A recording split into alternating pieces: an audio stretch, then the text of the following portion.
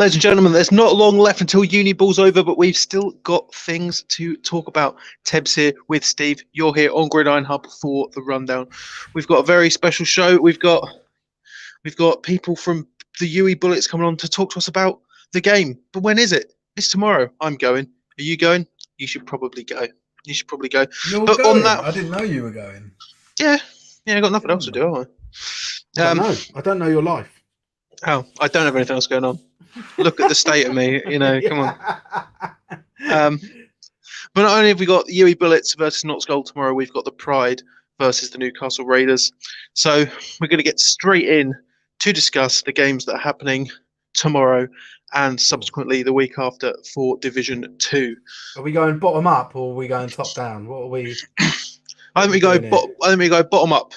So we're going to start with Bournemouth versus Greenwich. Greenwich. Yeah. Greenwich. Shall I share my screen and at the risk of showing another personal photo? So if you want to. Context. If you want to. So last week we had Greener and SJ on, along with me and Steve. We gave our predictions. Steve is taking Bournemouth 14-8. Greener is taking Greenwich 24-8. I'm taking Bournemouth 14-10, and SJ is taking Greenwich 14-12. It's still going to be a good game, yeah. but I just think it's going to be a bang. I just checked on Bucks. There's no. I wanted to give the times. There's no kickoff time for this one, unfortunately. So we'll share that when we get it. I need to do the post of all the Uniball Finals and all that, like we always do. It just caught me out this week because it's Monday and I should have posted the stuff because the games are tomorrow, which just felt weird to me. It is very weird. So I'll find time tomorrow morning to get good old Bucks Big Wednesday on a Tuesday. Big Wednesday starting off on a Tuesday. Let's do it. They need to change the name of it. That's all they need to do. It's a little change, and then everyone's happy. But these games aren't part of Big Wednesday. The Div 2 ones, they are played on Sunday. The South one is at Greenwich Mariners ground. I don't know if they're playing at their home ground. I don't know if it's available. I just know that Greenwich Mariners are the home team. They'll likely have home field advantage. I think this is a huge, this is a big game. This is a good competitive game. With the dark horses versus the guys that have just been completely consistent all the way through.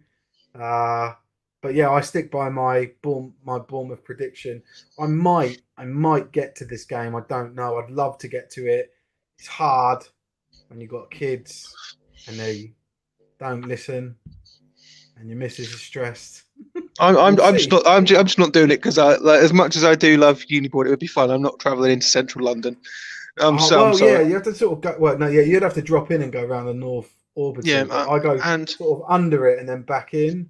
Yeah, I'm simply not going to do that to myself. So Neil, they're not a week after. They're on the same week, so it's still considered the same playing week. Because technically, actually, with them being Tuesday, they're actually because the sporting week starts on Wednesday, so you could argue they're a week later, but they're still within a few days of each other. The reason why, so it used to be that all the games were on, all of the finals were on the same day, on the same Sunday, and a status increase of American football in the eyes of Bucks. Meant that they invited the top 2-tier finals to be part of the Big Wednesday celebration, or the big, not celebration, it's the events, right? So we didn't get to see it, but last year was supposed to be the curtain raiser event. So to start it all off, it was going to be the actual final for the Prem level. And then this year they've actually invited Div 1 as well. So you've got the Div 1 final. I've got the kickoff times. I won't try and confirm them yet. I think it's 4 and then 7:30. I think. I believe that's true because I remember SJ told me it was 7:30. I'm like, it's fucking what? Yeah. So that's why Div 2 just wasn't invited to the party, I suppose. Which start. I'm not surprised. I'll stop. It would be great to have a neutral venue for a weekend. Yeah, I don't disagree there, Russ. The neutral venue is going to be a tough one. Well, not neutral venue, but then where do you have it? Like this is the ongoing debate they have in Britball, right? Like where do you have the final? It was like Keepmoat. It used to be that was Keepmoat. I think it's Doncaster. They had the Sheffield Stadium, Don Valley Stadium. Is it Don Valley? Good question. I might be getting that wrong. Don Valley might be the Las Vegas one that I played in, but I can't remember. And then they had him in London at where the Warriors play for the last few years. So yeah. 4 p.m. and 7:45. Thanks, Stuart, and both live stream. Yeah, so that's going to be good. I again haven't got the live stream links yet. I did see the link shared for the first one. I haven't seen a link shared for the second one yet, but I'm sure they're both available. I'll make sure we push them and plug them tomorrow. Get everyone excited. 4 p.m. That means Riverside Stadium. That was the one in. Was that the one in? Is up north somewhere, right? Or is that the one that's in London? I thought Riverside was like the one up north. Like, oh no, that's Six Ways, isn't it? Sorry, I'm not prepared for this conversation. I think Riverside is the one in London.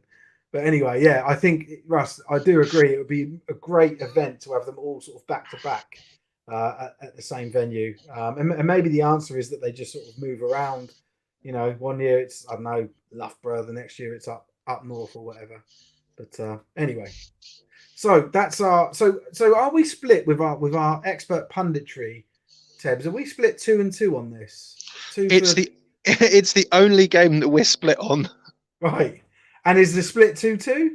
It is, yeah. SJ and Greener have Greenwich, me and you have Bournemouth. Cool. Okay, cool. All right, well, I don't think I've got anything. Have you got anything else to say about this one? No, just I wish I could go to it, but I know that SJ is definitely going to it, so coverage will be there. So that's all it matters. That's all it matters to me. We don't care about anything else. Yeah, 2-2 with Greener. Yeah, and so then also moving on to the Div 2 North, which is Glasgow versus Liverpool, and then this one, I'm tempted to change my answer, but I shan't. Oh, you can. You can, mate. Just to make it interesting, 28-24. I'm going to go with Glasgow. I've decided. So you're going 28-24 Glasgow. Yes, and everyone else has got Liverpool. I've got them all written down. What score splits have we got for Liverpool? So you've got 18-14 Liverpool. SJ's got 18-12 Liverpool, and Green has got 22-21 Liverpool. So everyone's calling it a close game. Yes. Which is cool. I think that's right. I think this is as you'd expect from finals. Like that's those two finals we looked at so far, close games. It's going to be. They could go either way. We've just backed a horse each. So please don't get upset, guys. This game, this one really surprised me. The kickoff time on Bucks Play at the moment. So guys, if you're involved in any of these teams, don't take my word for it. I'm saying what's on Bucks Play. But it is saying it's a 5 p.m. kickoff, which what makes you shake your head, Tebbs? What's the problem? Oh, just late kickoffs. Just. Well, I mean, I'm looking again. I'm looking. Yeah, and it's the final, so. Yeah, the late kickoff might help with attendance. Who knows? True. We'll see. Anyway, so that's our Div 2 North final. We'll skip Prem. We'll come back to Prem. I think this is like this out of all of the finals is this the most exciting? No, I think no. Which one would you call most exciting? Is it Div 2 North? Out of all four, Bournemouth Greenwich is the one that That's your most exciting one, yeah. I mean, this one's still good. Like. But yeah, I imagine we've got a landslide, and when we've got everyone going for the Pride. Yes, so it's Steve 38-0 to the Pride, SJ 48-0 to the Pride, me 42-6 to the Pride, and Greener 42-0 to the Pride. Cool. Stuart, I've put up on screen. Not that that's much use to you, but he's posted. These are mobile YouTube links because you've got the M there. So just to let you know, if you do load those up on a laptop or on a desktop device, it will load the mobile version. Just remove the M dot, and then it will load the full version. But thank you so much for sharing those, Stu. Obviously, you can't do anything from the stream, but go into the comments, check out Stu's comment there, and click on them. Right. Oh, here we go. This is one. Let's come back to this, Martin. Yeah, we're going to come back. But yeah, it's a fair point. So can I just confirm? None of us had a single point scored for. We're saying shutout all the way through. no, I've said 6 points for Newcastle. Have you? Okay. Cool. Yes, I'm the only one that thinks Newcastle going to put some points on the board. Yeah, fair enough. They might. Yeah, they might be the key word in all of this. It's like the Pride are just too good, man. I'm very excited to go and see SGS live. I'm very excited. Yeah. I want to be blown away. And like foaming at the mouth, we've got claws and stuff. Yeah, like werewolves, just going nuts, just even on offense, just going crazy. But yeah, I don't say this to like my position on this isn't to badmouth Newcastle. I think they're brilliant, and I think they've had such a good season. And anyone that sort of watches these shows will know that. Like I backed them all the way through the playoffs. I really like Newcastle. I think, decent squad. They got decent social media. Like they're quality. Like you can't knock Newcastle. And probably on any other given year, they'd stand, an equal or maybe slightly better or slightly worse chance of winning the game. But this feels just very one-sided. And so yeah, I don't want to. I'm not trying to disrespect one team by gassing up the other, but that SGS Pride team is special. Like they really are, and it's going to be great to see them in the Prem. I suppose and Newcastle in the Prem, but certainly SGS Pride in the Prem next year and see sort of where they level out in their first season. So yeah, I just want to make that clear. Like I'm not trying to mug the Raiders off at all. Darren's popped up with Roll Pride. And then the big one, the 7:45 kickoff in Nottingham. I'm definitely going to. At least I know now to bring a fucking coat with me. I'm not. Worst part is because I'm driving. I can't have a beer. Otherwise, I would. But alas, I couldn't have a beer. Alas, but didn't you say you get a really nice view of the pitch at this ground? I've heard precisely the opposite. Oh, okay. There you go. So what? You can't see the action. You're stuck behind people. What's the? From what I've been told, you're stuck behind like a fence, and like you can't see over it. So you're just sort of. Don't they have an elevated like that? Because I noticed that when they do their live streams, the commentators seem to be from a higher. Do they not have like a clubhouse or a venue that you go in and you can look at stuff, watch it? Honestly, Steve, if I'd been to watch a Nottingham game, I'd be able to tell you. But I'm only telling you what I've been told. Well, I'm disappointed. It's a prison. There you go. Through a fence. They have a balcony. They have a balcony which has a good view, but it's through a fence. Okay, cool. So, great. Elevated fence view. Yeah, so great. I'll be at home watching this on live stream, and I'll have a better view than you. Yes. Mm-hmm. And I paid money to get into this game. Yeah. Oh, what's the cost actually? I didn't think about that. So unfortunately I missed out on the student deal because I didn't buy a student one this time. So students £5, adults, normal regular punters, £10 British. It's double. It's double if you're a normal civvy. Mm-hmm. Oh my god. Yeah. Neil said another 50 burger fresh. Yes. Did any of us go for it? I think we've all gone under a 50 burger, haven't we? Closest is SJ with 48-0. 48. Yeah. Cool. Okay. Cool. So that's yeah, that one's interesting. I can't see. I think this is. a one-sided affair.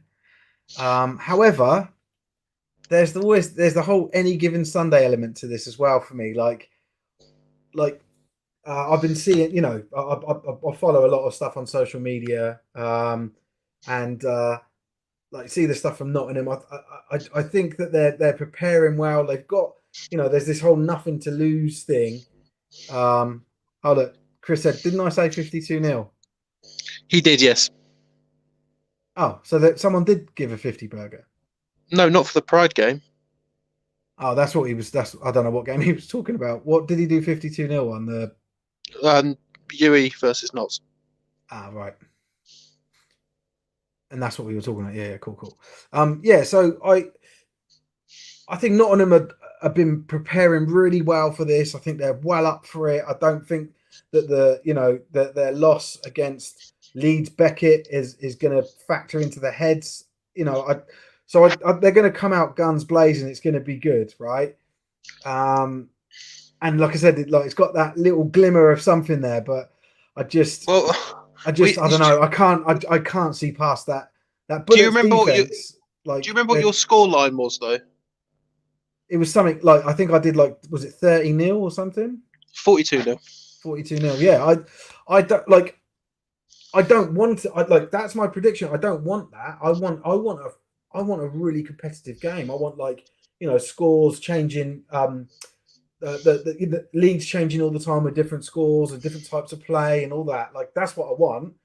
I don't think that's what I'm going to get. But I'd love it. You know, like, that's what I'm saying. Like, I'd just love it if the Gold found something that they haven't been able to do before. Found something that, you know, just challenges UE just for even half the game would be awesome. To be fair, it's more so for me that, like, this was what was predicted from the beginning of the season. You know, like, it's going to be a Gold versus Bullets final, and, you know, we've got it. And, you know, again, I'm just excited. I still don't think Notts can do it, but, you know, if they do it, I'll be pulling my hair out on the sideline. It'd be great. What was our graphic here on the? I know we had this on a graphic. Notts. I know Bullets is 6 points. That was the only points they conceded was in the semi-final. But what about Notts? I wouldn't be able to tell you without looking at the graphic. Let me have a look. I've got it up here. So let me just hold on. I clicked on the wrong one. I've clicked on the wrong one because I'm an idiot. Yeah, we can tell you that Bullets is 6. That is pretty easy to work out. So let me read down through the whole thing. So they're both the number 1 seeds for North and South. Everyone knew that. Bullets have a 10-0 record. Notts have a 9-1 record. Their loss was against Leeds Beckett, who the Bullets beat in the semi-final 52-6. The Bullets in their 10 games have scored 471 points. However, not, you know, and I would say maybe not equally as impressive, but still very impressive. Gold scored 393 points in their 10 games. So 39-point average against the 47-point average. That's a score. That's a score difference, right? But yeah, the points allowed is where it really probably shows. Is that so? The Bullets have allowed 6 points all season in their 10 games, and Nottingham Gold have allowed 74. So that's 7.4 points per game. Fursman's saying 8 games. Fursman, I think we're including the final, the postseason as well in that, mate. I imagine. We are, yeah. Someone said last time these two met was in this is Greener. Last time these two met was in Division 1. Notts were full of Americans, and UE didn't have any. Notts comfortably won. So we want to talk about this American thing, but I also want to go back to that comment previously as well. Oh yeah, Fursman. Of course, 8 games they've had 2 walkovers. Good point, Fursman. Jesus, so it's not 47.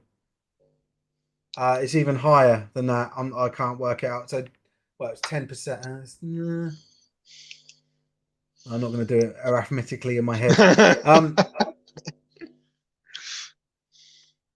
So the points average is a bit off. Yeah, it is. Yeah. That was me, but that was me just doing that off the top of my head. I am wrong. It is higher. Let's say 56. Let's call it evens. Right. But yeah, good point, Fersman.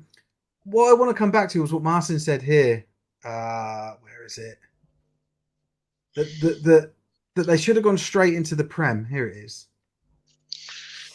Is this, in hindsight now, are we all saying that should have happened, or like, and hindsight's evil, right? Like, I mean, it did ruin the South, all the South leagues in Div 1 this year. Yeah, like none of them had a look in. It was pointless. It's definitely, I definitely feel for the Bath Killer Bees in this, because they're the team that have been sent down on top of Sorry Stingers, someone else. They were the team that's been sent down because SGS Pride joined. Thanks, Green. I won't fire off. Sorry, yeah. So what? And that's a good point. So what? Because what happened was, I think it was 5 teams in each of the divisions, and they were the 6th, or it might be 6 teams, and they were the 7th. I can't remember, in each of the leagues, and it basically meant a double relegation. Yeah, and it's more so that we found out that apparently they didn't know about that until like 2 weeks before the end of the season, or something along those lines. Yeah, it was actually our broadcast. We were talking about it, and I said, "Oh, I had it confirmed from Bucks. These 2 are getting relegated," and they're like, "What?" I was like, "Oh no, like you didn't know," and that's quite tragic, to have gone through the season and thought yourself as safe as the Bath Killer Bees did, and then you're now playing Div 2 football next year, which is just the worst thing. Like, there's nothing worse than Div 2 football, I don't think. Shut the fuck up. but the thing is that should they have gone straight to Prem? The argument is, of course they should have done. Now looking back, but if that were to happen, they wouldn't have. People would have been up in arms about that. I don't like. I think when we've covered this before, we sort of said I don't think there's anything Bucks could have done that was the right thing to do here. Do they enter them in Div 2 and say climb your way up like everyone else? Do they drop them in the top, and then people are like, well, they maybe wouldn't have earned it because Div 1's so difficult to get out of. Like I actually do agree with Div 1. Like, thinking about it, like but there's criticism at any option that they had. There was criticism for them. I think they've done the fairest thing, which was, okay, you can be in the Prem, but you've got to earn it. That to me makes sense. Yeah. You got a question for you, Tebbs. You posted a relegation review. Great read. Will you do one for promoted teams? Yes, I will do. Oh, look, you're such a man of the people. Thanks, guys. Oh, sorry, go on. No, I'd already planned to do it. I just need to finish it. Yeah. Knots D have to step up, and bullets points for the season. Is this a new Bucks record? I don't know. We don't have full Bucks. There's something I'm going to be sort of looking for soon. Is all the results from Bucks and BUAFL and whatever else there was before it. Because our new site's launching, and we'll have a cool place for that stuff to go. But yeah, I don't know. It's certainly got to be up there. It's a ridiculous amount. Well, the thing is as well, is it a new record for total points? Maybe not, because they didn't get to play all games, but certainly a points, average point score per game it could be. But we'll see. Fersman's just shared a Wikipedia link, which I imagine has got a number of stats on it about American football and could give you the answer. Thanks for that, Fersman. Sterling scored 622 points in 8 games before Bucks introduced the running clock. I hate the running clock. It's like the most pathetic thing in the game. Like, I just don't get why anyone would want to play a running clock. Shit. It doesn't help the development of the game. You don't get to get your backups on and have, blood them. It's crap. Whoever come out of it is an absolute retard. That's my thoughts on the running clock.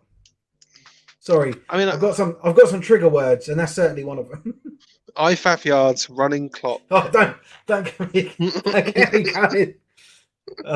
Sorry, let's see what else we missed. Never going to please everyone. Agreed. Fairest outcome, Div 1. Yeah. Yeah. And then Fersman shared that again. Thanks, mate.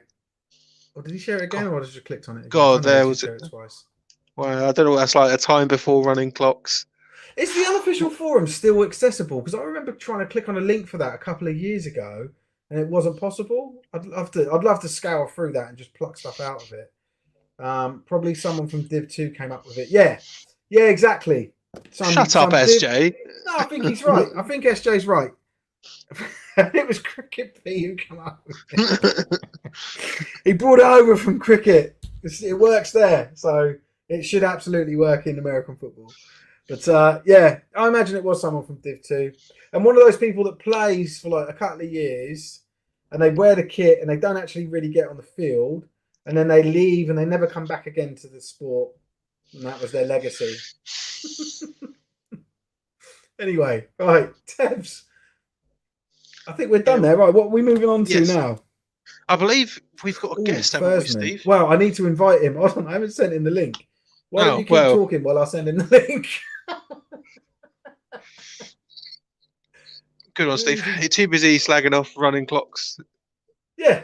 I'm a passionate man. Some people need running clocks. Some people can't last that long in a football game, Steve. Well, they should fuck off to another sport then. This is our sport and we want it played properly. The running clock is the most feeble thing I've ever heard of. Mercy rule. It is mercy rule. It's just bollocks. And I don't like. It's not even good for the bad players. But now also, like, Fersman's got a point here. Like, you've now got teams that are at a disadvantage because you can't. It's so much harder to break records because as soon as you get a bit of a lead, you get penalised for it. You're not allowed to play more. I'm not a fan. Anyway, do you want to introduce our next guest? Yeah, we've got Fersman from the Bullets. He's gonna, talk to us about Americans, the Bullets. Yeah, probably not. Oh, it's funny, right? Fersman messaged our page earlier, didn't he? And he was like, I hope the guest has some controversial points. Yeah, you can rely on him for this, which is going to be great. Not that we're going to bait him, but he said, like, is there anything I can, like, any information I can give you about UE to help with the broadcast? And I said, well,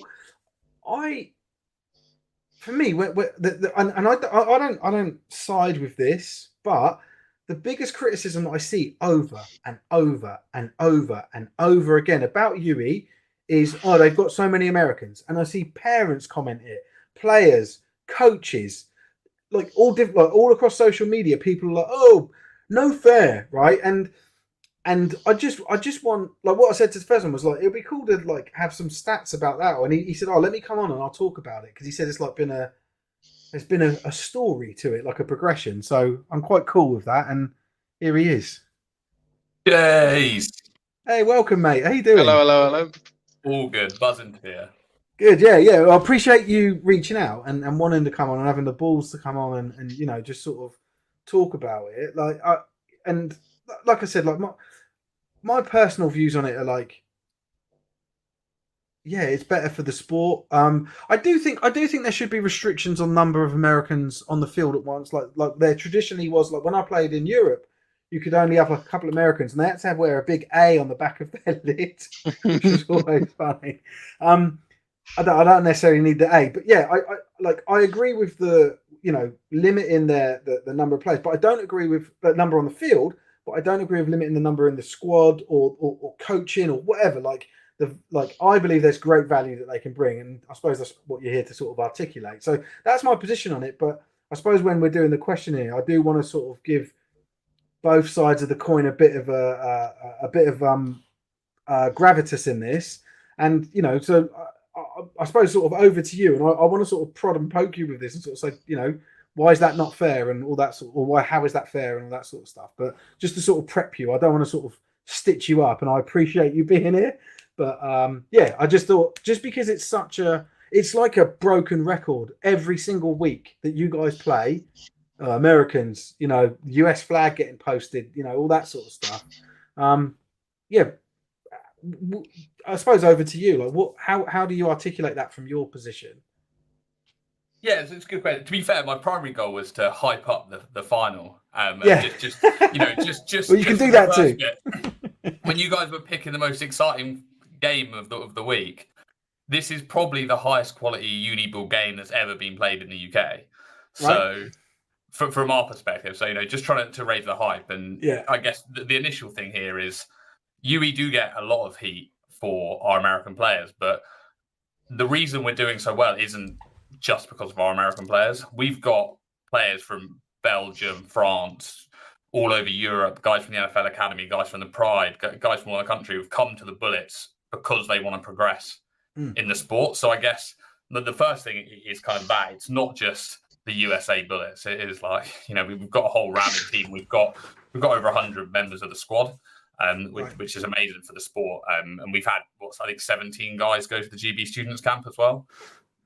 So from that side, it's been really, really good. My first thing is we're not the only team with the Americans. The team tomorrow we're playing have a bunch of them too. So that's why I'm excited. I think the game will be really good. Yeah. And also, we didn't start the Americans either. So, as I think Greener posted in the comments, we played Nottingham in the Div 1 final a few years ago and had none, and we got absolutely wrecked. Yeah. So, and you sort of said that you alluded to this, so I don't know how much that you can unpack, but you sort of said that it was like this has been a gradual thing for you to build to this point, or to this level that you're at. Can you just articulate that a little bit, like from where you started and what was your strategy in this as an organisation? Yeah, so I've been with the team 12 years, right? So tomorrow will be my last ever game with the team. No way! That's exciting. Shit! This makes this. You coming on here all the more special. That's really cool. Thank you for that. You. Yeah, I applied to join UE in 2008 on my UCAS, picked them because they were the reigning national champions. Thought I'd turn up a bit, win a load more, and here we are 14 years later going for the first one since I joined. So it'd be good. I think we hired, I guess the start of the journey really probably starts in 2014-15 when we hired Mayor. And when we brought him, it brought in a different philosophy, and the kind of approach we took to the sport then was a lot more of a performance sport mentality. So we didn't just start off, it wasn't just one day, UE just said, hey, American football, let's just give them loads of resources and just fly a load of Americans over and we'll just crack on. It kind of started when Mayor took over and the kind of mindset towards the sport. Yeah. And so from where historically I think we were a classic brick ball team, we're kind of like playing at a really good level. We were competitive. We were like playing like national quarterfinals and stuff like that. I think the way we took it once Mayor joined was just a lot more serious. We became more of a performance sport within the university. The way that the guys behaved really rose the reputation of the club within the university. So for the other people watching, I guess, that are like, how have you got to this point? It's because of the guys in 2014, 15, 16, 17, before we had any like scholar athletes or anyone join the team. It was building that reputation within the university. So like when we got promoted, for example, we didn't have any scholar athletes at all.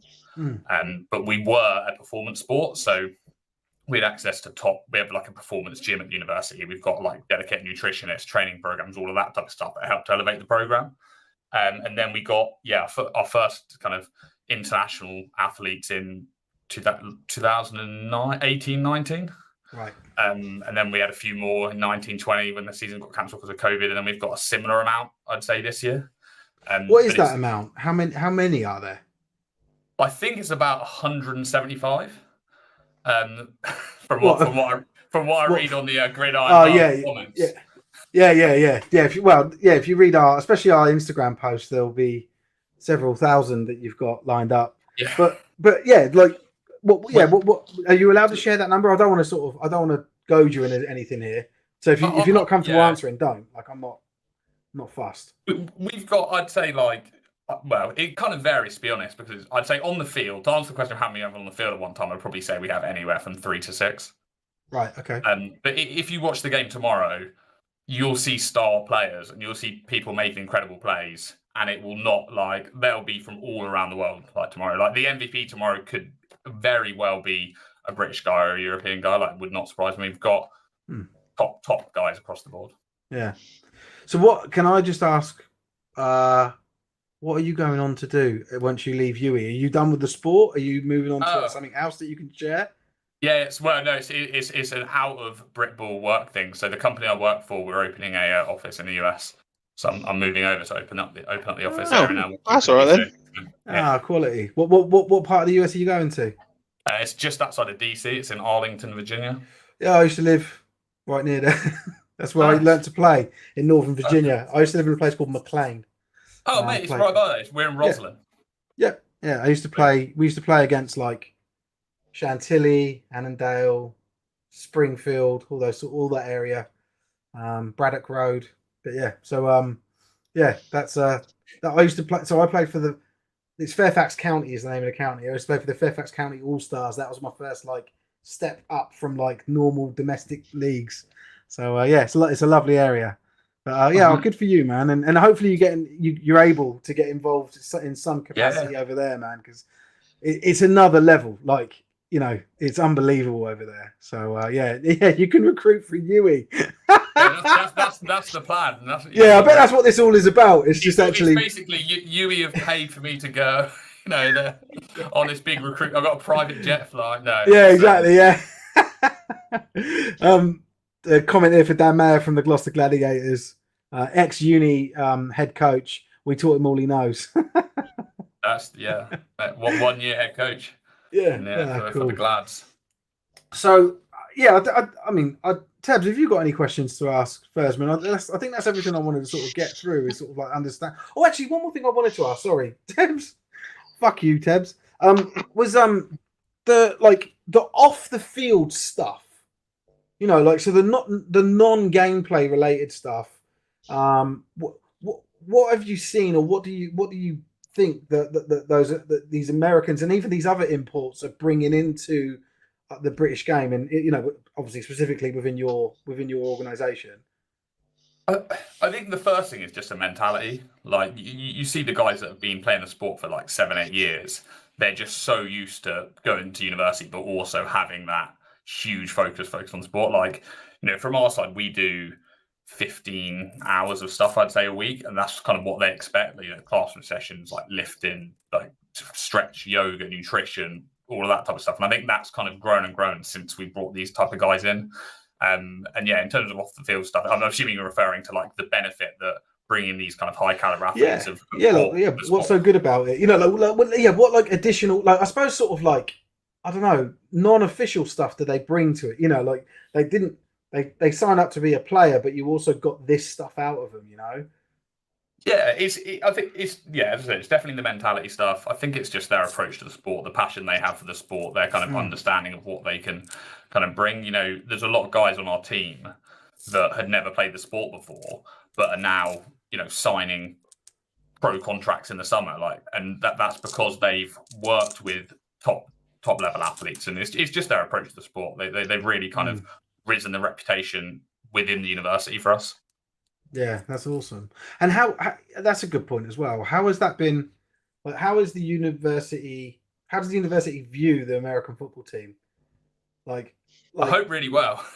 Like, do you get do you feel that those at the university know about it? Are they proud of what we do? You know, like, of what I say we. I'm not part of the organisation, but what you guys do, like, you know, has it actually raised the profile of the sport within the university as well?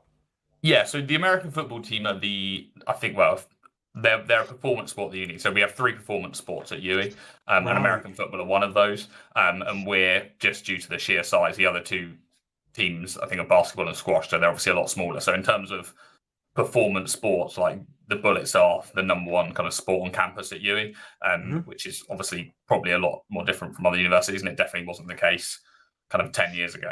In terms of what the university think, I mean, we work really hard on our reputation with the university. That's what we stress to all the players, right? And I think it's taken us so long to build that reputation with the university that, you know, these guys do really well in their academics. Like, they focus on their studying as well. They're like ambassadors for the UE. Like, you know, you see them walking around campus in their like performance athlete tracksuits. They'll like help students. They're like good players. It's all of that type of stuff that like raises the profile. So I like to think, obviously, I don't work there. Like, I'm sure Mayor might be able to advise, because he is obviously an employee for the university as well. But from what I know, the university themselves love us. Yeah, that's awesome. You've got a question here from the comments. So do you bring in US coaches or coaches from Europe?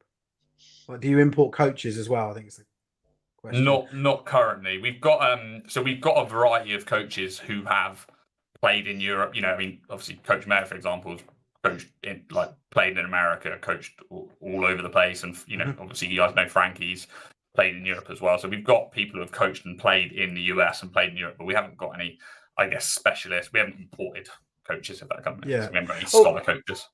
On that though, right? So you just said, you know, you've talked about the prestige of these individuals you're importing over. With all of the coaching staff being like British, and you know, British nationals, is there an element of like, I don't know, intimidation, or are you worried about saying the wrong thing, or making sure you always say the right thing?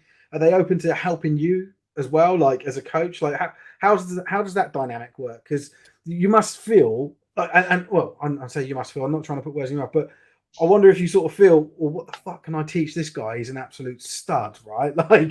Does that come into it at all? Yeah, I think now for me, not as much, because we've had these kind of top tier athletes for kind of a few years. But yeah, you're right. Like, I mean, for me, I played in Brickball for 6-7 years, and I played for the UE Bullets, and I played for the Aztecs, and one season with the Hertfordshire Cheetahs. You know, we've got guys coming in who are like top 10 recruits out of Texas high schools, and like, you know, D1 athletes, and and I'm running the positional session and telling him to get lower in his stance, and you know, initially it was tough, but I think from a coaching standpoint, we're there. Like me, Frankie, Mayer, and Simon, and the other coaches, we're there to just help them. You know, we work for tips. We're not starting from scratch with the top tier guys. It's just creating an environment for them where they can feel relaxed, they can progress their game, they can work with each other, and that's kind of good. But yeah, you're absolutely right. Yeah, when some of these top tier guys turn up, initially it was a bit daunting for me, but yeah, we I can imagine. But again, that's another learning experience within the game for us, right? Like for our British coaches, it's like, you need to learn how to coach an elite level athlete who wants to make this their career and, you know, their main income for their life for the next 10 years or whatever, right? Like, they're serious, you know. Yeah, we've been really lucky as well, if I'm honest. Like the guys that have come, of all, honestly, every single one of them has been humble, respectful, really nice. You know, committed to helping the guys out. You know, I don't know if there's any footage of it, but there's been a couple of games this season where after the games in some of the other Southern Prem teams, we've been doing some like coaching stuff. Some of the positional guys are chatting. They've been like helping them out. There's like been bits and stuff like that. Like, they're all honestly lovely guys. It's not like we've got, you know, primetime Deion Sanders turning up in a stretch limo and like not like refusing to talk to anyone. He's wearing his sunglasses. So they've all been unbelievably humble. That's cool. Right, that was all my questions. Tebbs, have you got anything that you wanted to chip in with? Yeah, from a Div 2 perspective? I do actually, and it is from a Div 2 perspective actually. how Spursman, you might as well go now, mate. No, Steve, will you let me ask the question? You fucking. I don't think I'll bother now. No, go on, Tebbs. You could do it. You're a big boy. Okay, how would you say that the Americans have affected the Bullets twos? Like, are they there for availability to coach, or do they just sort of, you know, we are going to stick with just the Prem side and not focus too much on the secondary team? But yeah, there is some integration. I think this year we've had so many players that it's probably been a bit different. But our second team, for example, have 10 coaches, and they're all guys that have played with the Americans, coached with the Americans, stuff like that. So there's definitely been a filter down to that kind of aspect. I'd say this season they've been a bit different, but I think there's, you know, they see them train, they do stuff in this gym stuff they sometimes do together. It's just kind of being around them naturally. And the other part of it is we bring guys up from the twos. So, tomorrow we're going to have a bunch of guys who have been playing for the played for the twos in previous seasons and stuff like that who, have come up. So, yeah, I think from that side it definitely helps. Yeah, that's good. Is that it, Tebbs? Is that your one question? That was, yeah.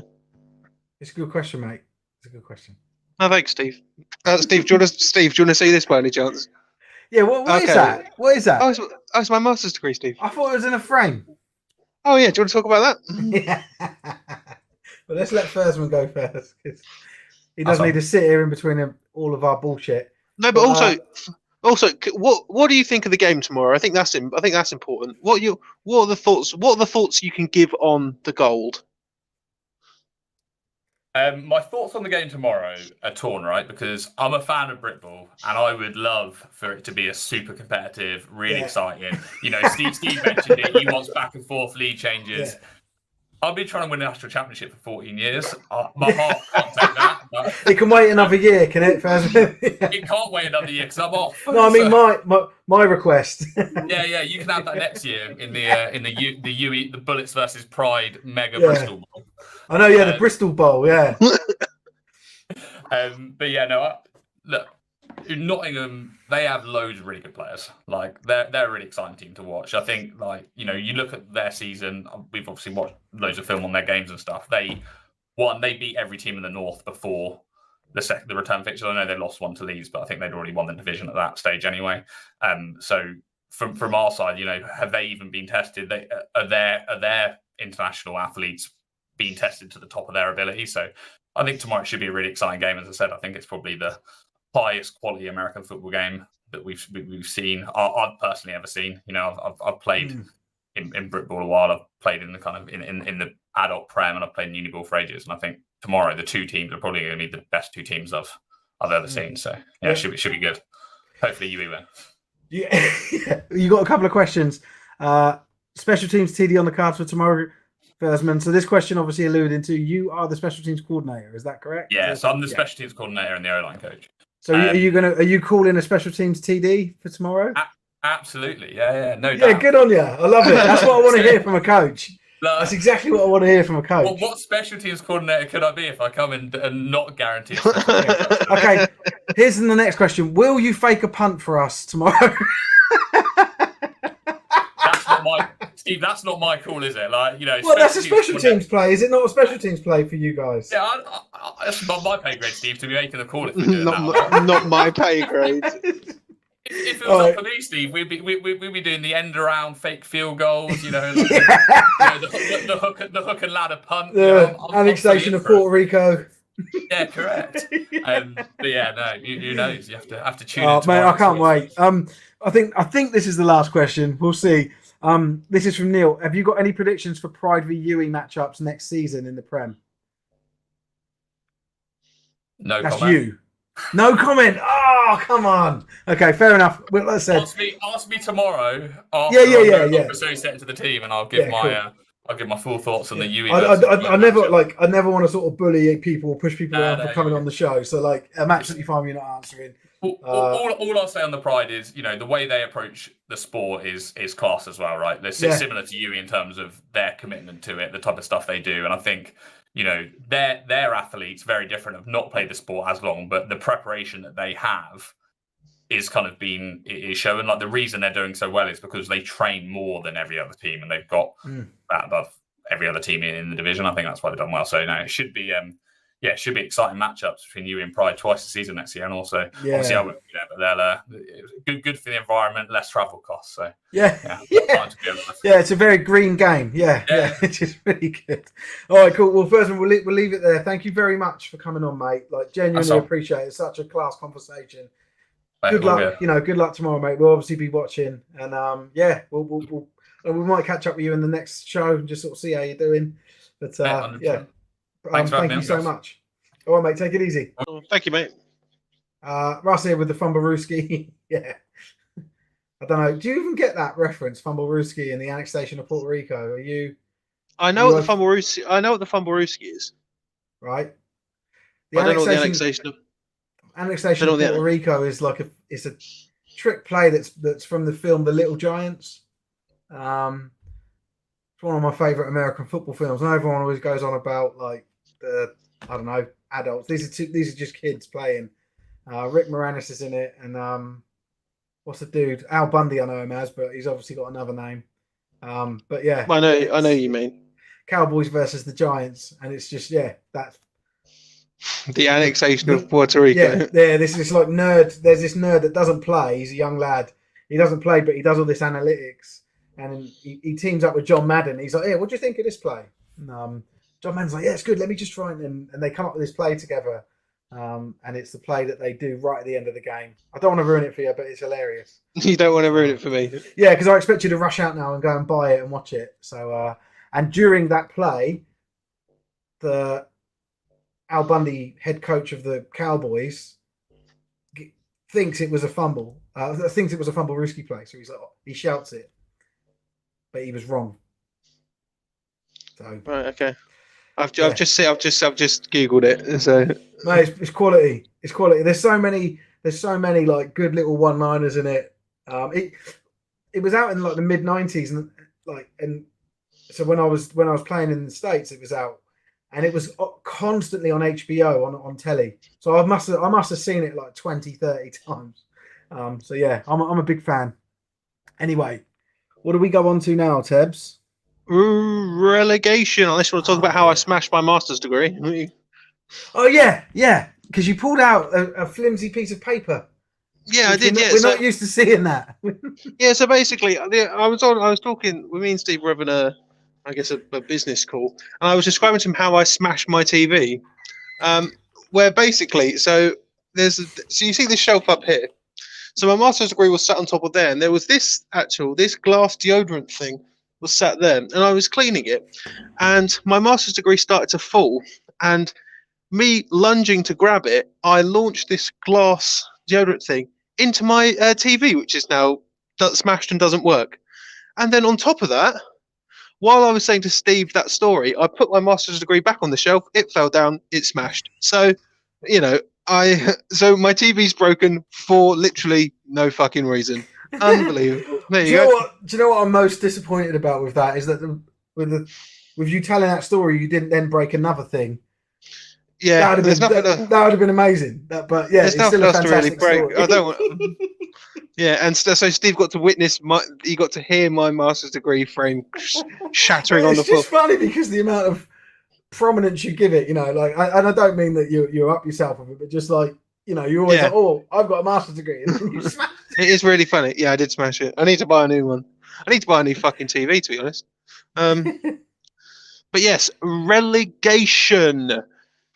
Obviously, we know who's playing in the championships. We can sort of prognosticate as to who's going to win, but we know who's being relegated, and we're going to discuss their sort of what their next paths are going to be. So, in the Premiership in the South, I've also got a article to sort of put my views on. It went live the other day. If you want to click on it, please do. But in the Prem South, the Swansea Titans are going down. It wasn't a particularly great season. Obviously, like we can sort of say that people maybe or teams couldn't really field a great team due to the massive COVID gap, but that is the case. The Titans had one victory over the Pirates, and that was it. Comparatively, they've sort of been on a downward slide as the season previous, I should say. They went 2-5-1. What do you think, Steve? And do you think I think it's not too much. What do I think about them being relegated? Yes, and also, what do you think about the idea that it's already been put out there, not by me, but discussed I've had with other people, that UEA Pirates are probably not going to be long for the Prem next season? Yeah, I think both of those things are, true. I'm really disappointed about the Titans. I've always had a bit of a soft spot for them since they went up, because a number of their players, because of Frankie Pankhurst, who was involved with them, would drive down and play for the final night. So I played with a number of their players. I don't want to list out all their names, but like there was about 4 or 5 of them decent players, and they earned their way up to the Premiership, and then I was sort of following them. I've always had like a bit of I don't know, a soft spot for them. I always wanted them to do well, and it was disappointing to see them go down. The Pirates have done well. I think the Pirates have stayed up twice because they were there. I think they were. It was between them and Hertfordshire one year, and then them and Swansea this year.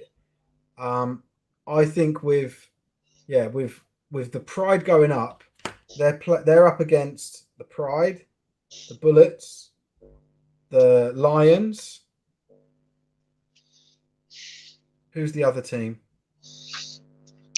Good Pride, question. Bullets, Lions, Pirates, which is them, Cobras. and the Cobras. I think I think realistically you're looking at a Cobras Pirates, relegation battle. I think the Cobras are a decent side, and I think they will. I think it's an early prediction, right?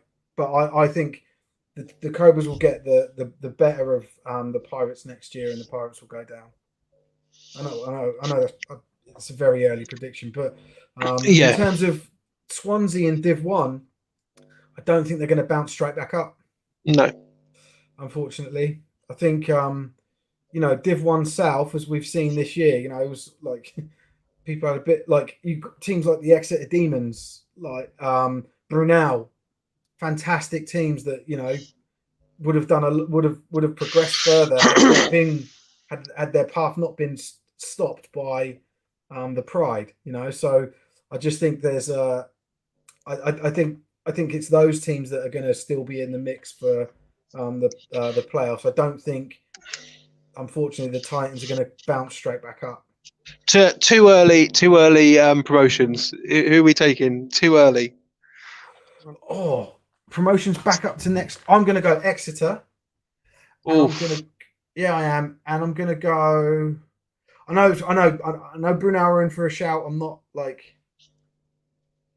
Oh, I should go Bournemouth. That'd be funny, but I'm not. Who am I going to go? Let me just have a look. So I'm going to go Exeter from the south, and I'm going to go Sheffield Hallam from the north. Okay, because I'm going to go Sheffield Hallam from the north for my big man Dan. Bless up, and I'm going to go with Brunel for the south. And then we've got Brunel, and so Frankie's put his prediction in: Brunel in the south, Loughborough in the north. That's not bad. That's not a bad shout. Yeah, you could say any of the last 16 or the quarterfinalists this year. That's where I'd be looking more to whoever's come down. I think the Titans have really dropped in quality, unfortunately, I think they would now. I think even now, if they played right now, they'd get beat by most of these teams. So onto that, another one from the Prem, Leeds Griffins, 0-8, just not a good season all round. They moved up in the last season to immediately go back down. Sorry, who's that? I missed what you were saying. I was reading the comments. Leeds Griffins. Yeah. If I remember rightly, they had quite a fairly dominant rise up. They did. They had an 0-8 season. No, like a rise up, like from getting from Div 2 to the Prem.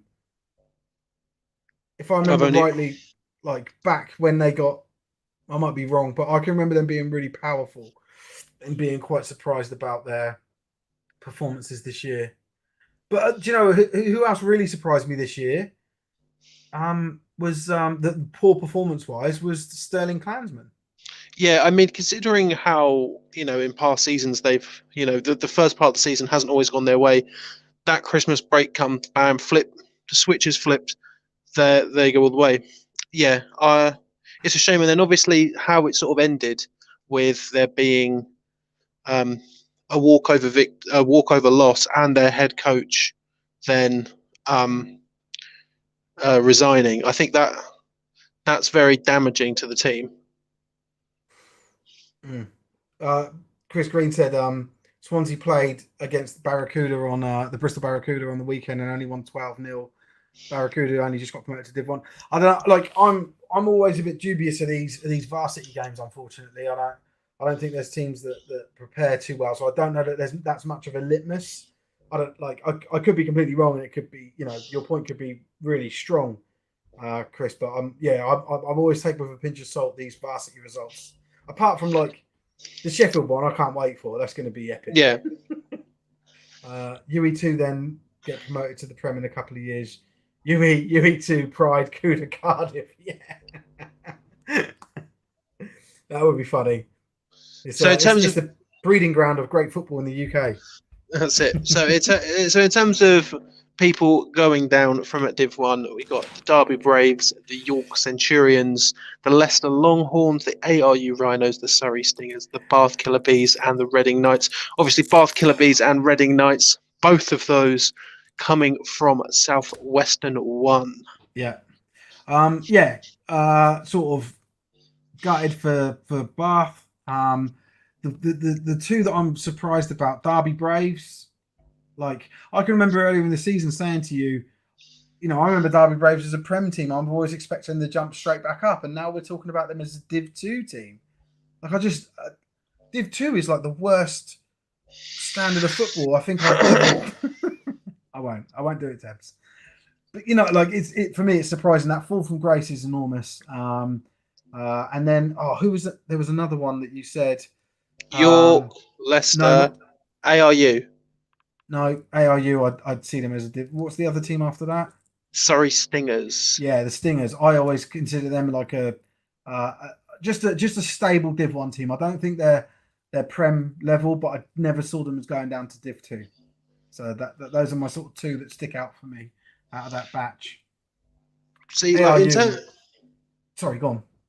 In terms of Leicester, I said this from the beginning. After Leicester definitely had a slide when the season started. That I feel like they very much could be COVID has ruined them, because I feel like Leicester Longhorns and Cov Jets were very much at the bottom of that div.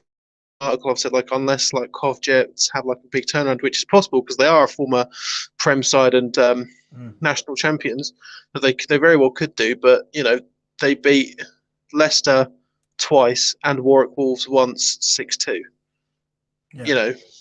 So in terms of who's going down from Midlands 1, I've said unless Staffordshire go up and don't perform very well, it very well could be a big slide for the Cov Jets.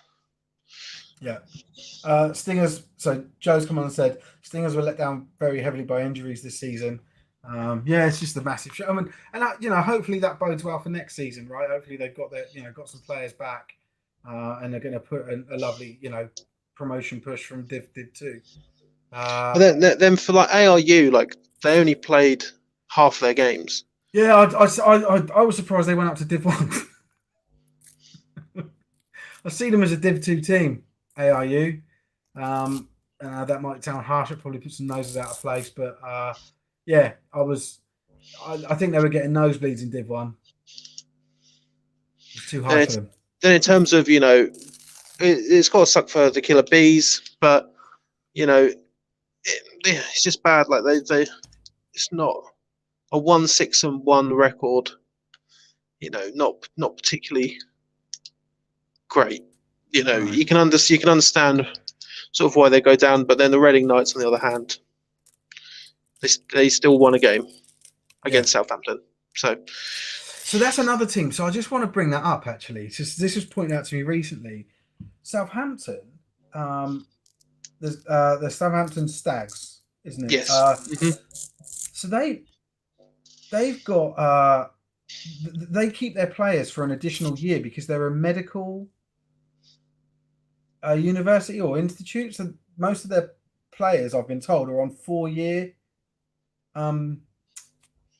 courses. And if that's the case, and I'm saying if, I don't know, I've just been told something from a good source, but if that's the case, them being anywhere but in the Prem is fucking shameful. Or am I being harsh saying that? But that's how I see it. If you've got your players for one more year than everyone else. So everyone else is losing their players, and you're able to keep this, keep this conveyor belt going for that little bit longer. You should have a quality team with everyone knowing what they're doing that you feel. Yeah, but like I imagine if it's a medical based institution, that fourth year of medical university learning probably doesn't lend itself particularly well to being on the field. They won't have any fourth year athletes at their uni. I imagine they probably have some, but I can't imagine that it's the entire, like the team that they had that was third year the year prior. I imagine not all of them are going to come back for the fourth. But why? Because the academic year is just so difficult. No, I'd imagine so. It's a medical course.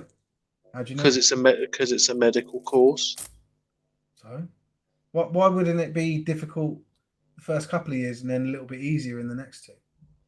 Because I imagine there's a lot more pressure put on fourth year medical students than there would be first or second year medical students. Yeah. And then Tony said probably heavy on exams. Yeah. Etc. Cool. Yeah, I think that's fair. Yeah, like I said, it's sort of unsubstantiated, but I just thought it was worth talking about. Like, I think if you do have players for longer, on average, you should be in the upper echelons of the sport, in my opinion. I mean, that year too. Yeah, that's what I'd imagine. That's what I'd imagine for why they are there. They go away somewhere, chop off legs and stuff.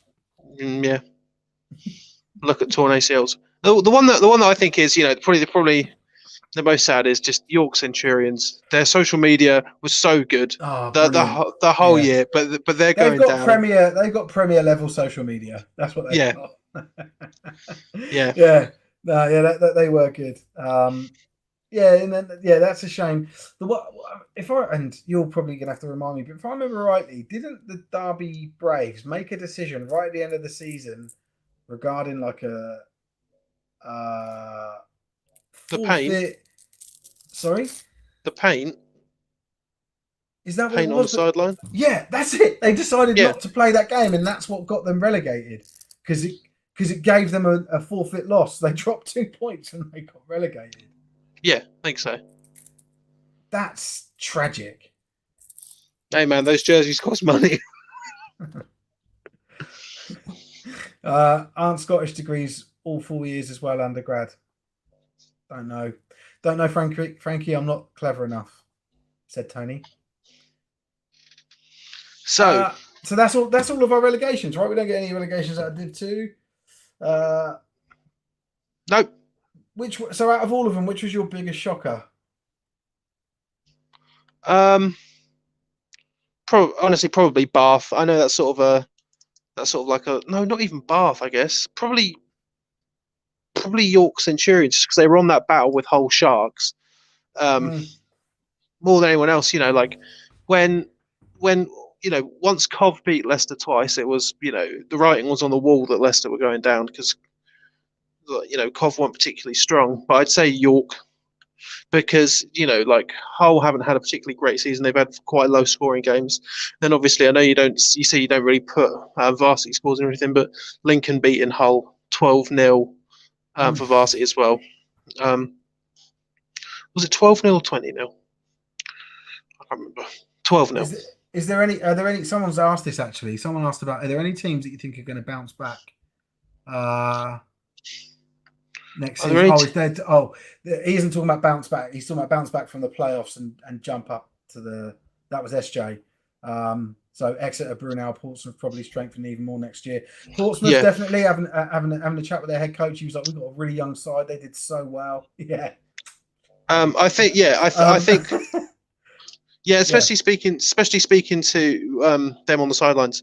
I think he said something to me like, "We've only got 3 people who are fourth year students and things like that." So I think Portsmouth, but I think Brunel do really well. Yeah. I think Imperial could suffer quite substantially unless they have a big drive for recruitment because their team was already relatively small already. So to have even losing like a couple of those key pieces could be quite damaging to Imperial as a side. I'll just quickly go to this one. Frankie talked about had some ballers too. Marcus Wyatt, I love him. So I played with him. He was a receiver. Even before he was an Olympian, I used to say to everyone, is like he would like slow the game down. He was just so skillful, fantastic player. Who do you think that has dropped down has got the best chance of jumping straight back up promotion next year? Straight The back best up. chance, yeah, straight back up. They're back in the mix next year. They're in there. They get in. They get through. Who's got the best chance God, that is at any level? it's a good question. You know what? I think Derby Braves. Yeah, that's what I went for. That's what I was going to go for. I just think it was a bit of a shocker, and I think they're going to jump straight back up next year. I think it's because they've had like some like competitive games with people who are in the playoffs, like a 24-14 loss to Hallam or a 26-27 loss to the Sabres. Yeah. Like they've proved that they can play good football. So yeah, they can mix it with the big boys, can't they? Yeah. So yeah, I feel the same. Fergus has popped on and said Scottish undergrad degrees are 4 years. Yes. Oh, good for them. So, what do you think about? Are the Klansmen in any danger of getting relegated in the next couple of seasons? Yes. I was gonna say, or do you think they're gonna be able to turn it round and Obviously, like it's so difficult because like I remember at the start of the season people were saying, oh, the Klansmen, they're one of the sides that go and get more Americans, but it seems to be that's not. Well, it seems to be that they've lost that. So yes. The head coach has left. Do you remember the whole the whole furore about that when we were talking? He was talking. He came onto the post on Gridiron Hub and was answering people, which was cool. But so it looks like he's jumped ship because they're saying they're pulling. He hasn't earned funding, but the same level of funding for next year. So realistically, I'd say yes. You've got the Gold, who they're probably going to stay up. Leeds probably going to stay up. Durham probably going to stay up. And then you've got Stirling, and then what is going to be the Newcastle Raiders. I think it all depends on how the Newcastle Raiders do at the Prem level. If Newcastle can't handle the heat, then they'll go back down. But if they can just rattle off a couple of wins against Stirling, then I think Stirling will be going down next season. Yeah, I can see it happening. Yeah, I think that might be my prediction. I relegate. Not that we do negative predictions like that, but I think thinking about it, I think that's going to be for me at the moment. That's the most likely outcome next season. Yeah, and then I think we've already discussed it, but I think Prem South probably going to be UEA. Yeah. If Newcastle do well tomorrow, I'd be worried for Stirling. And Tony said yes, definitely. The Klansmen don't have the same structure. Yeah.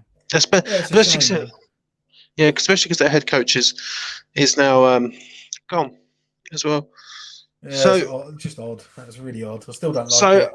So I think, Steve, that leaves us with one topic left to cover today.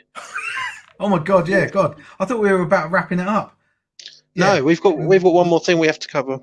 Yeah, go on. Which is sure. So last week I was asked to discuss Tom Brady, and Steve then outed me as saying once he unretired, Dibs going to Germany, as in Dibs having the press coverage to go to Germany to go to the Bucks game and then sort of be in the media with Tom Brady. After he outed me, after me going on about a 5-minute tirade to talk about why Tom Brady is shit. In order to sort of justify this, I was told to sort of make a presentation as to why I should go to Germany. Why should you go to meet Tom Brady? Yeah, why I should get the chance to meet Tom Brady. Because essentially, from my position as the one that decides this, who goes where for these NFL games, I'm perplexed. On one hand, I've got you saying You went on. All I said to you was, and I didn't tee you up for this, by the way. It's just how the cards fell. But I said, "Oh, I want you to tell me about Tom Brady because you like in the preamble to the show, you'd been like, oh yeah, fuck him, and quite negative about him." So I was like, "Oh, let's get that out of him on air," And then I realised, oh, actually, this geezer messaged me a couple of days ago and called dibs on Brady. Yeah. So we've got this juxtaposition that I think the only thing that's right is for Tebbs to do a presentation on it. So I haven't seen this. I am controlling the presentation because my internet connection's better. But this is Tebbs' slides, and he's going to take us through. And sure. Please, ask questions in the comments. And we might even have a little vote at the end. Let's see. Yeah, give me a vote at the end. Yeah, so you can just click on that for me, Steve. There you go. Why I should get to meet Tom Brady? Yeah, so it's can simple. I just confirm? Is this the Comic Sans that you've used for the? Oh yeah. I need to be as serious as possible. I've used. Yeah, that's it. I'm already sensing you've not taken this as seriously as you need to. But let's go. Yes, let's keep going. I think you've misspelt your name. Probably. Tebbs Tebbert. Yeah. Well, I don't have a first name on this show, do I? No. Right, let's go. So I'll shut up and you can present to me and everyone else. Just click it. It's because I like football. There you go. It's simple. It's a simple first one. I like football, and Tom Brady, he definitely likes football. I think me and him could get along and discuss football. And if you can note there, look at how big my thighs are in that picture. And that's true of real life as well. So if you just keep moving on, Steve, for me. Click again. Because Tom Brady is very good at football, and I feel like both me and him, we're just two alpha males in football landscape, and I'd like to watch him play football so I can get better at playing football, Steve. If you just keep going for me. Yeah, sure. Because, who knows? Maybe the Buccaneers, they're struggling for some money.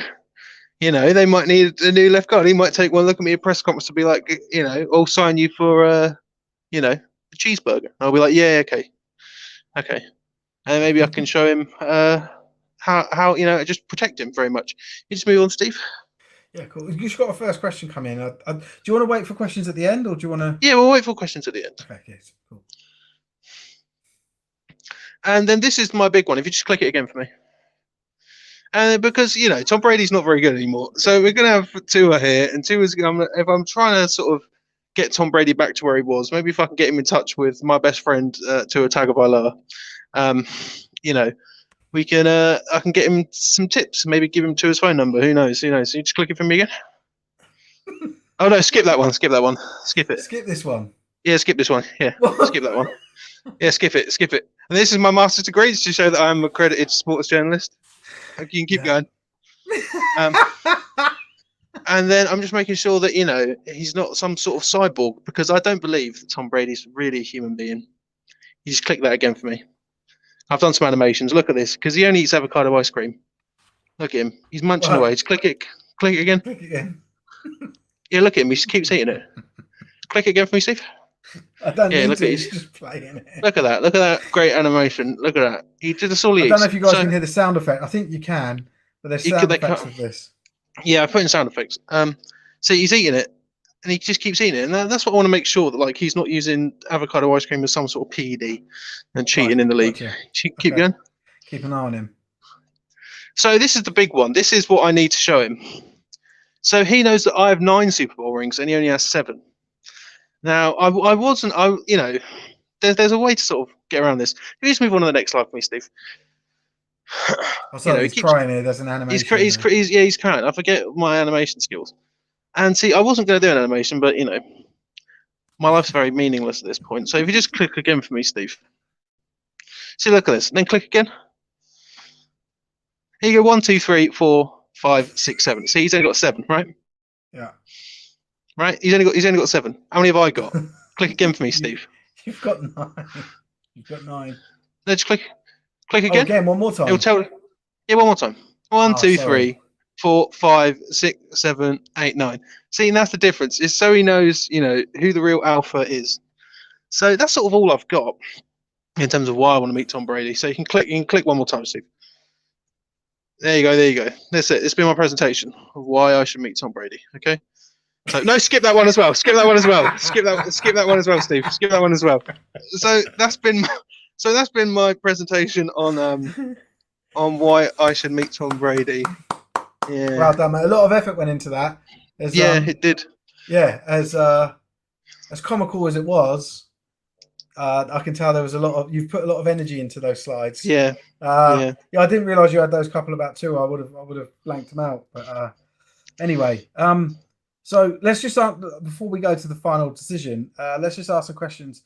So SJ, this is from the crowd. SJ said, "Could Tom Brady do it on a cold night in Div 2?"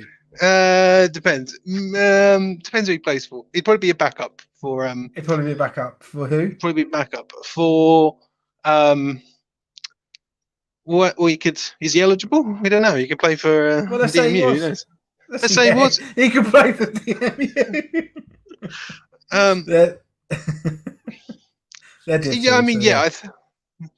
Yeah. Was this a presentation that got you your masters, Tebbs? Well, maybe not that presentation, but those skills. Like, is this what we need to strive towards to be able to achieve excellence? Yeah. Basically, like, this piece of paper means I unlock certain animations on PowerPoint that the layman simply doesn't have. Like a license key that you put in, and it's yeah. So welcome, you see, you see those crying tears on Brady. Master's degree. Amazing. Green has laughed, but then Green has popped up with nope, still doesn't sell it for me. So you've got one. You've got one nay so far. That you've got nothing. No one else is supporting you. It's difficult. I thought they would. I thought people would jump in it and say, guys, if you do think he should go, you just put yes in the comments. I know there's a bit of a delay between the broadcast, like us saying stuff and then it going out. It's about 20 seconds. So we just give him a minute or so. I'll share my thoughts about it. So I think you put a lot of effort in. I think you made some really good points. Catching him out to see if he's a cyborg that eats avocado ice cream and treats it as a ped is really powerful. I'm no one else has come up in the comments, so actually, so we just said he's just a tour lover, not even a closet one. Yeah. Well, I've got a Dolphins. We've already. I don't need to meet him again. I've got his number. Jim's already fixed that for him. So I'm happy to put you forward, Tebbs, to go over to Munich and meet the number one. Perfect. What you should do is play him your little rant about him first. Tom, what do you think of me talking about you here? I think they'll love you, mate. And thank you for doing that and taking it so seriously. It's really cleared my mind. I understand now. You're welcome. I live to serve, Steve. I'm just trying to do what's best for Gridiron Hub and American football. Well, speaking of which, hopefully this is our last show as Gridiron Hub. Hopefully we're going to be Sport Tank, so we're very close. Just to let you guys know, Steve has said that for the last 3 months. So. I know. But how close we are. I've actually done the final testing for it, giving my feedback, waiting for that to be updated, and then we're good to go. The website's looking awesome. It's slick. And then we can start giving away Sport Tank goodies and hoodies and T-shirts and mouse mats and stuff. And you guys can play too. It'll be great. We got to think of something, Tebbs, to give away on a live stream. Like, how are we going to facilitate a live stream giveaway? We'll figure it out. Anyway, that's enough. I think that's everything from us, isn't it, Tebbs, tonight? Are we done now? So that is it for tonight. It's been a brief rundown, but next week will be a lot more different because we know who's won the championships. We know who's going to lift those conference championships in Div 2. Tomorrow we're going to find out who is the Div 1 champion, who's the Prem champ. I'm going to be there.